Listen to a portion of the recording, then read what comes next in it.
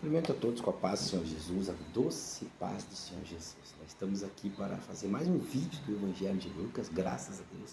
O vídeo número 10, sobre o capítulo 14 do Evangelho. Lembrando que no canal nós temos os capítulos anteriores já estudados numa playlist montada. Acesse ali e procure os vídeos anteriores, entre no contexto. Demos uma pequena pausa na postagem destes vídeos, ou desse estudo, pelo fato de que hoje eu moro aqui na França, região ultramarina, então fui ao Brasil para o lançamento do meu livro, Sempre a Esperança. Estamos já com esse livro disponível, entre em contato, através mesmo aqui do canal, e a gente pode disponibilizar o mesmo, amém? Mas o objetivo aqui é estudar a palavra do Senhor aqui, o Evangelho de Lucas. Claramente nós agradecemos a Deus por tudo, e também a você que acompanha os estudos, que acompanha o canal, que Deus continue te abençoando, amém? Lembrando, muito importante, preste atenção, inscreva-se no canal se você não está inscrito, pelo fato de podermos estarmos aumentando a divulgação e o alcance da obra de Deus, Podemos assim trabalharmos a favor da obra, e a obra cresce, todos crescem, e conseguimos então levar a mensagem do Senhor a mais pessoas, amém? Compartilhe os vídeos, deixe seu comentário, muito importante comentarmos, interagirmos, amém? O Evangelho de Lucas, então, capítulo 14, começa de uma forma muito agradável. Lembre-se, tenha sempre marcas-textos, canetas, lapiseiras, eu ando sempre com isso aqui, cadernos, para que a gente possa anotar e depois recapitular, amém?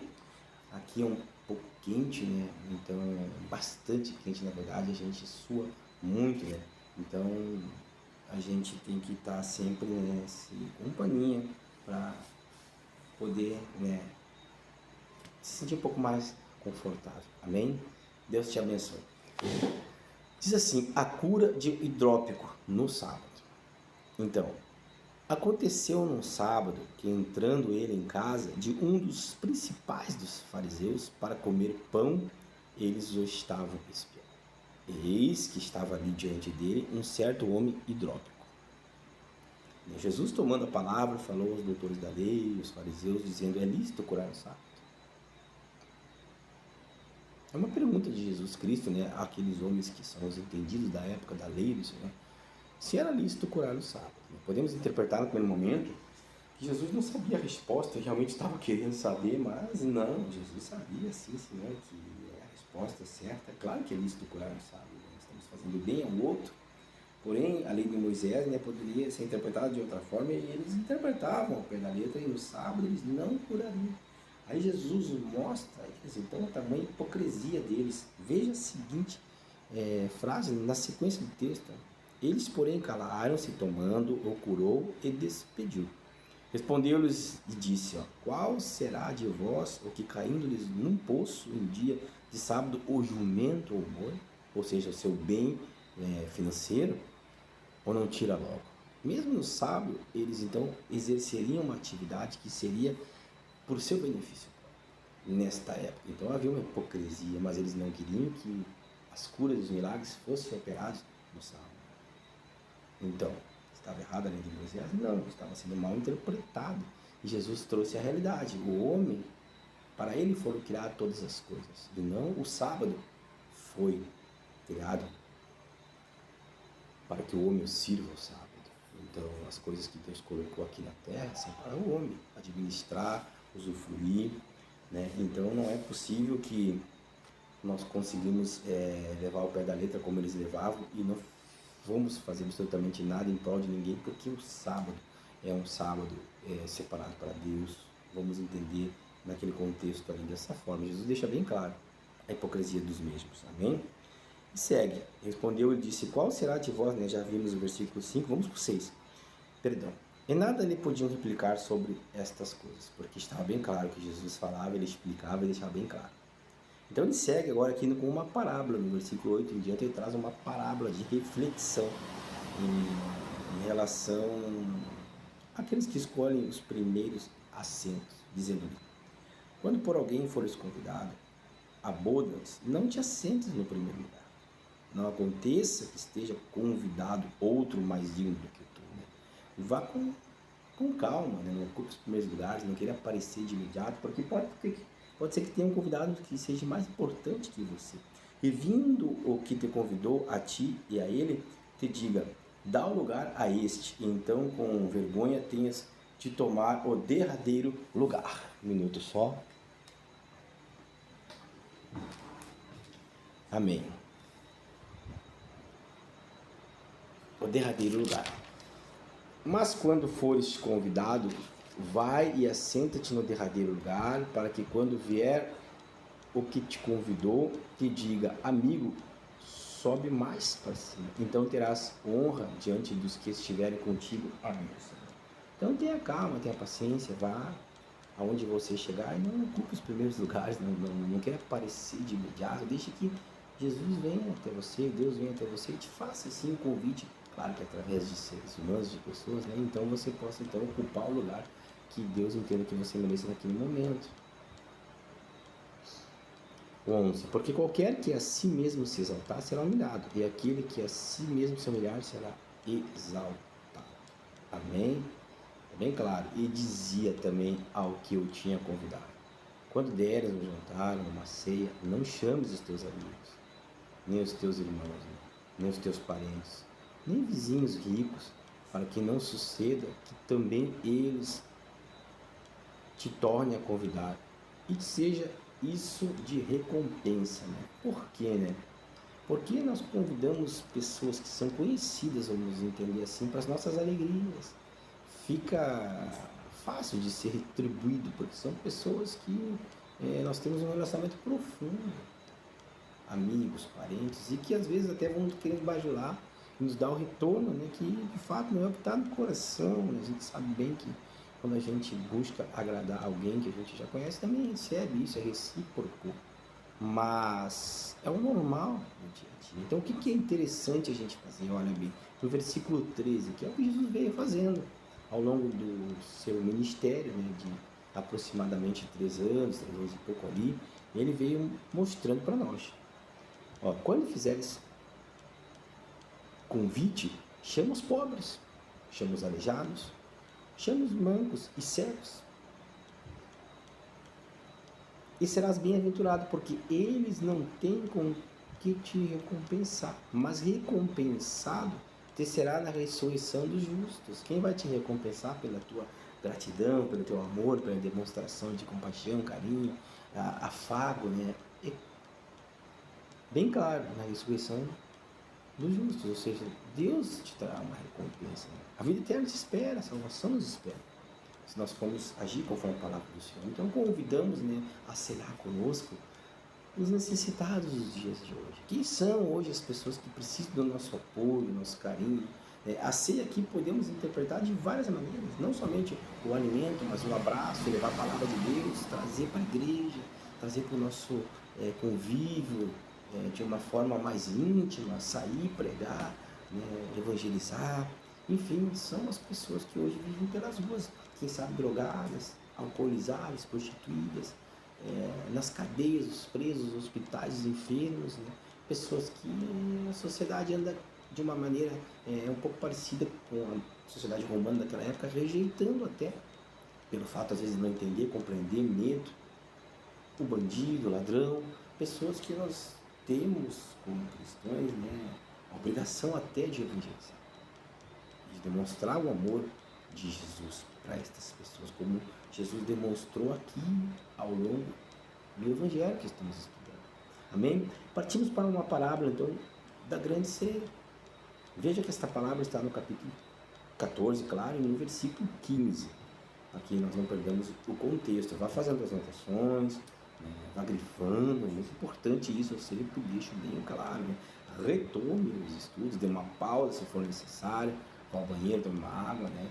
Mas não perca o foco. Né? E não veja o vídeo displicentemente, né? Tenha calma, estude com calma, tá bem? Recapitulando, então, ou melhor, voltando ao texto. Eu ouvindo isto, um dos que estavam com ele à mesa, disse-lhe, bem-aventurado que comer pão no reino de Deus. Porém ele lhes disse, um certo homem fez uma grande ceia e convidou a muitos. E à hora da ceia mandou o seu servo dizer aos convidados, vinde que já tudo está preparado. E todos, e todos, a uma, começaram a excusar-se, ou dar desculpas, né? Disse o primeiro, né? Então houve uma ceia aqui, foi convidado algumas pessoas, né? Que a gente já sabe, que eu vou explicar aqui de antemão, que foram pessoas que eram do círculo conhecido deste homem, né? Ou seja, foi o que Jesus disse aqui anteriormente, né? Convide os aleijados, convide os mancos, os cegos, mas não exatamente aquelas pessoas que estão do teu convívio, né? Porque elas facilmente chegam e não virão.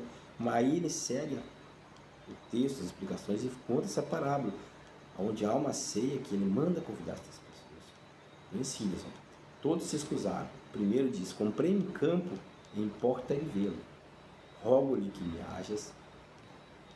me hajas por excusado. Vou grifar aqui, né? É importante, né, para a gente poder depois formular o pensamento. E outro disse: comprei 5 juntas de bois e vou experimentá-los. Rogo-te que me hajas por excusado. Então, dando desculpas para não aparecer na ceia. E outro disse: casei, então, e portanto não posso ir. Então, voltando aquele servo, anunciou estas coisas ao Senhor, e aquele pai de família indignado disse ao seu servo: sai depressa pelas ruas, pelos bairros da cidade, traz aqui os pobres, aleijados, os mancos e os cegos. Olha só que lindo, né? Não é o que foi dito anteriormente, agora se cumprindo. Você convidou aqui, ele convidou aqui aqueles que ele conhecia, pessoas que tinham aqui recém-adquirido campos, pessoas que estavam vindo com a família, que tinham suas afazeres, né, e priorizaram essas coisas. Então essas coisas, em síntese, não são equivocadas. Você pode ter uma família, claro, cuidar delas, zelar, você pode comprar uma propriedade. Hoje você pode ter seu carro, sua casa, enfim, você pode trabalhar tranquilo, em paz. O problema não está nessas coisas adquiridas. O problema está quando eles colocam isso acima de Deus, ou acima de Jesus Cristo. Que aconteceu aqui na parábola, né? Eles priorizaram o quê? As coisas materiais ao invés de Deus. É o que a parábola quer demonstrar para nós. Então não te preocupes assim se você tem uma condição melhor de vida, né? E você pode adquirir algumas coisas, enquanto talvez o outro ainda esteja caminhando para isto, né? Não pense que você por isso será julgado. Mas se você priorizar estas coisas, priorizar o dinheiro, priorizar o que seja no mundo, acima de Deus ou de Jesus, as coisas vão caminhar para o caminho equivocado. E lá na hora do julgamento, quem sabe podemos até, né, não termos a nossa salvação porque priorizamos algo que de fato não era o que Deus queria que nós priorizássemos. Então ele sai e manda convidar as pessoas, aquelas que Jesus estava abraçando, e que hoje nós temos que identificar quem são os pobres, os aleijados, os mancos e os cegos dos nossos dias de hoje, e conviver mais com essas pessoas, ajudar mais, levantar projetos sociais, trazer para as igrejas, fazer com que eles entendam e recebam a mensagem e, quem sabe, possam, né, através do poder de Cristo Jesus, ser curados, libertos e sair da situação que se encontram. Amém? E disse o servo do Senhor: feito isto como mandaste, porém ainda há lugar. E veja que sempre há espaço, né? E ele saiu, convidou, e ainda havia lugar. No reino de Deus, para Deus, sempre vai haver lugar para acolher sempre alguém que esteja com necessidade. Não há como dizermos está cheio. Não, para Deus não é assim. Deus sempre vai acolher, até que a pessoa queira, claro. Porque eu vos digo que nenhum daqueles homens que foram convidados provará a minha ceia. Veja, né? Que forte. Nenhum daqueles homens que foram convidados no começo, que rejeitaram, excusaram, deram desculpas e não foram, provará da ceia do Senhor. Então, cuidado. E segue no 25, o preço do discipulado. Estamos partindo para o final já do versículo, do capítulo, né? E aqui diz o preço do discipulado. Olha bem. Ora, ia com ele uma grande multidão, como sempre onde Cristo ia, multidões iam. Ainda hoje, nós vimos em vídeo anterior, multidões vão atrás de Cristo. Mas dessas multidões, né, quem realmente está entendendo, praticando e recebendo a mensagem. Temos que ver que muitas pessoas seguem Cristo, querem Cristo pelos benefícios. Mas tem alguns que querem ser como Cristo. Nós possamos, então, em nome de Jesus, sermos como Cristo. Andarmos com Ele como os discípulos andaram, desejando ser. Depois que receberam a missão, lá em Atos dos Apóstolos, vamos entrar subsequentemente nesse estudo e vamos perceber que eles queriam ser como Jesus. 26. Se alguém vier a mim e não aborrecer seu pai, sua mãe, sua mulher, seus filhos, seus irmãos, irmãs e ainda também a sua própria vida, não pode ser meu discípulo. Que, em outras palavras, Jesus está dizendo que se alguém procurar Cristo, mas não priorizar Ele e colocar acima dele a família, mulher, filhos, pai, mães, não pode ser discípulo de Cristo. Não é que nós tenhamos que abandonar os parentes, deixar os amigos de lado, não conviver mais com ninguém, dizer agora é Jesus, mas não importa. Não, jamais seria isso que Jesus transmitiu. Mas sim que nós não devemos priorizar nada, nem mesmo familiares, nem mesmo os filhos, mãe, seja lá quem for, acima de Cristo Jesus. Para sermos discípulos de Cristo, proliferadores da mensagem, a prioridade é Jesus Cristo, é Deus. Amém? Mas o amor aos nossos parentes, ele não pode ser excusado, não pode ser esquecido, não pode ser deixado de lado. Como desculpa de que agora eu sigo a Cristo e de repente eles não querem, então não é assim as coisas, tá? Deus sabe que nós devemos sim amar nossos filhos, respeitar, cuidar, zelar por eles, nossas esposas ou esposos, pais, né? Devemos ter o maior zelo por tudo isso, né? E apenas colocar Deus acima de todas essas coisas, como se fosse assim, mais ou menos. Antes de Cristo, na nossa vida, era eu com contato direto com minha esposa, eu com contato direto com os meus filhos, eu com contato direto com meus pais, enfim, com a sociedade, com o trabalho. Agora, entre tudo isso, há um mediador que é Jesus. Então, se coloca Jesus no meio agora. E antes de chegar a qualquer pessoa dessas, eu passo por Jesus. Como? Em oração, em leitura da palavra, jejuns. Eu converso antes com o Pai, né, de tomar qualquer atitude, para que a atitude que eu tomo em relação a qualquer determinado assunto familiar, trabalho, social, seja orientado por Deus, orientado por Jesus. Amém? Eu creio que nenhuma decisão naquela época era tomada pelos discípulos enquanto andavam com Cristo, sem antes perguntar a Ele se assim faziam não estavam sob a orientação de Deus e as coisas não caminhavam então conforme a vontade do Senhor. Temos um mediador agora, temos o nosso advogado, e é fiel, e é justo, e não falhará. Amém? Jesus Cristo de Nazaré. E vai então em sequência no 27, diz assim, né? E qualquer um que não levar sua cruz e não vier após mim, não pode ser meu discípulo. Pois qual de vós, querendo edificar uma torre, não se assenta primeiro a fazer as contas do gasto, para ver se tem com que a acabar? Para que não aconteça que depois de haver posto as alicerces, e não o podendo acabar, todos os que a virem começaram a escarnecer dele. Tome cuidado, faça o planejamento, converse, né? Não tome decisões precipitadas. Quem que vai construir algo, né, e não se senta antes para planilhar, para esquematizar, para organizar, para ver se vai ser viável. Quem faz isso pode não chegar ao final, né? Então, com Cristo, no reino de Deus, não é diferente, é organizado. E nós devemos sim tomar cuidado com as coisas. E ele vai adiante, ó, dizendo: Este homem começou a edificar e não pôde acabar. Ou qual é o rei que, indo à guerra, pelejar contra outro rei, não se assenta primeiro a tomar conselhos sobre se com 10.000 pode sair ao encontro do que vem contra ele 20.000.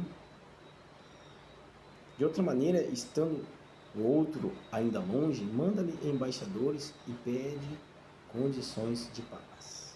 Assim, pois qualquer de vós que não renuncia a tudo quanto tem, não pode ser meu discípulo. Eu vou repetir, vou grifar aqui, isso aqui é muito importante. O versículo 33, na parte final já do capítulo, diz assim: Assim, pois, qualquer de vós que não renunciar tudo quanto tem, não pode ser meu discípulo. A renúncia é colocar Jesus em primeiro lugar. Algumas pessoas aqui podem interpretar que você tem que dar tudo, tem que sair seguindo a Cristo, como os discípulos fizeram, claro. Naquele tempo eles renunciaram a tudo e seguiram a Jesus, porque Jesus fisicamente estava ali, né?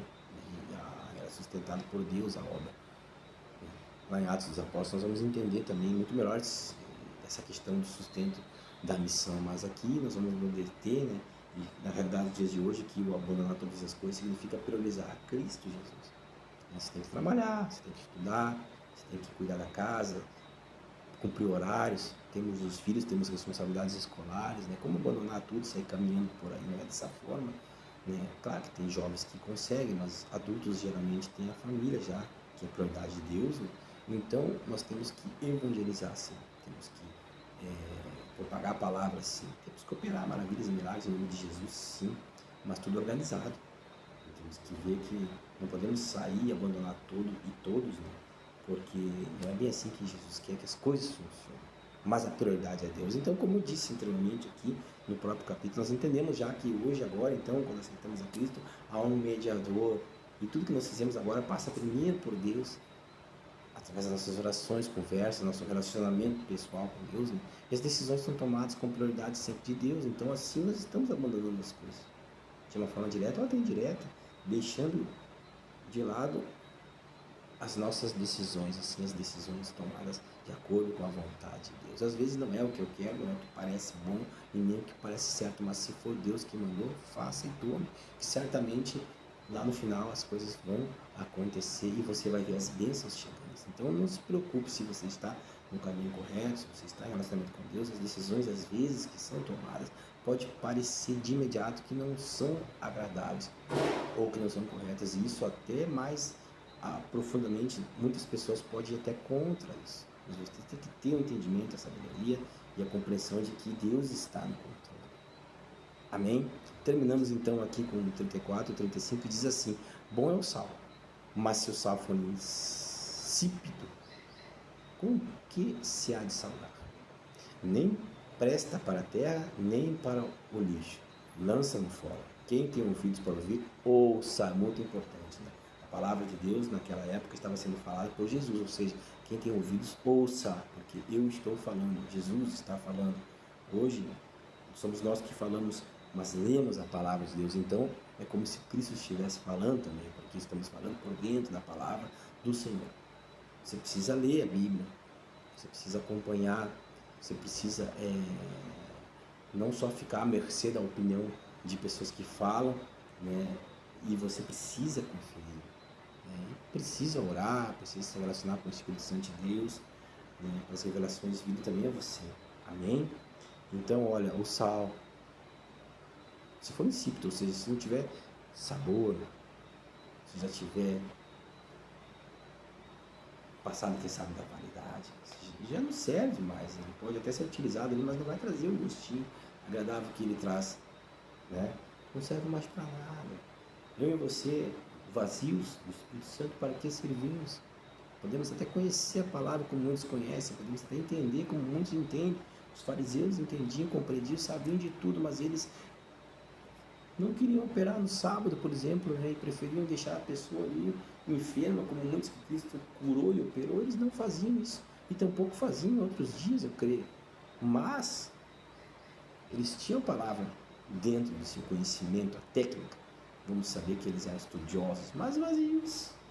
Então não seja esse sal que já perdeu o sabor, que é insípido. Não seja o sal que é saboroso, seja fervoroso, perdão, né? Busque a palavra, se entregue verdadeiramente, vá a fundo, deseje ser como Jesus Cristo, né? E operar as maravilhas que ele operou, você hoje pode. Nós vamos terminar aqui, graças a Deus. Esse capítulo não é tão extensivo, né? Já te convidando para acompanhar os próximos capítulos. Lembrando, inscreva-se no canal, divulgue, propague a palavra do Senhor. Acompanhe, temos vídeos maravilhosos ali, de shorts de 1 minuto, temos vídeos que falam sobre dependência química, vícios, né? Tudo nas playlists, né? Amém? Que Deus te abençoe. Muito obrigado.